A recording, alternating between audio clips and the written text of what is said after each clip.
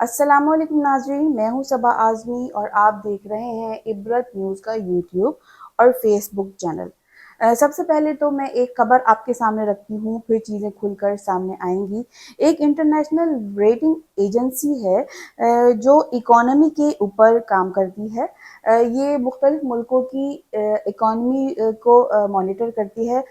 इस हवाले से पाकिस्तान के लिए भी काफ़ी एजेंसीज़ हैं जो पाकिस्तान की इकॉनमी पे नज़र रखती हैं।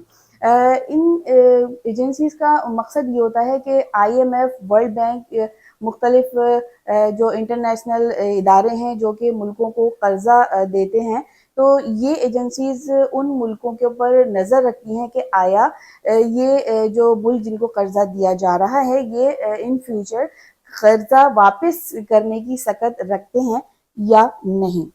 तो पाकिस्तान के हवाले से स्टैंडर्ड एंड लॉप्स पॉर्स एक कंपनी है। इन्होंने पाकिस्तान की को सियासी पाकिस्तान के सियासी अदम इस्तेहकाम को जो है कहा है कि ये पाकिस्तान की मईशत के लिए जो है वो ख़तरनाक उन्होंने करार दिया है और पाकिस्तान की जो तवील मुद्दती क्रेडिट रेटिंग जो है उसको 333+ बरकरार रखा है। इनका कहना यह है कि अगर पाकिस्तान की मईशत मुस्तकबिल में बेहतर भी हुई, हालात कुछ बेहतर भी हो गए, लेकिन पाकिस्तान में अगर ये अदम इस्तेहकाम रहा तो पाकिस्तान के हालात जो हैं वो कभी भी बेहतर नहीं हो सकते हैं। नाज़रीन, हमें यहाँ बाज़ दफ़ा ये जो उसके बाद फिर ये जो इदारे हैं ये मुल्कों की फिर रेटिंग जारी करते हैं। बाज़ दफ़ा ये ऐसी रेटिंग भी जारी करते हैं कि हमें लगता है कि हमारा जो मुल्क है उसकी मईशत जो है वो बेहतर हो गई है, सही समत पे जा रहे हैं, मगर होता ऐसा नहीं। होता ये है कि गवर्नमेंट जो है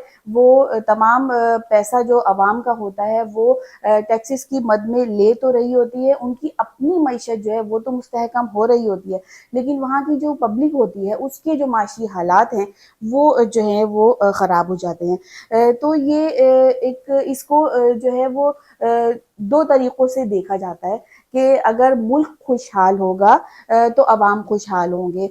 बाज़ ममालिक जो हैं उनके हालात जो हैं वो हमें बज़ाहिर अच्छे नज़र आते हैं, उनके पास हर वो बुनियादी सहूलियात होती हैं, मादनियात, तेल वगैरह सब कुछ होता है, लेकिन जो है उनकी अवाम की ज़िंदगी जो है ना उस तरह नहीं हो पाती जिस तरह होना चाहिए। तो ऐसे मुल्क फिर भी सस्टेन करते हैं क्योंकि फिर गवर्नमेंट जो है उसमें एक बैलेंस क्रिएट करती है, फिर चीज़ों को इस तरह से क्रिएट करती है कि फिर अवाम तक वो बुनियादी सहूलियात पहुँचे।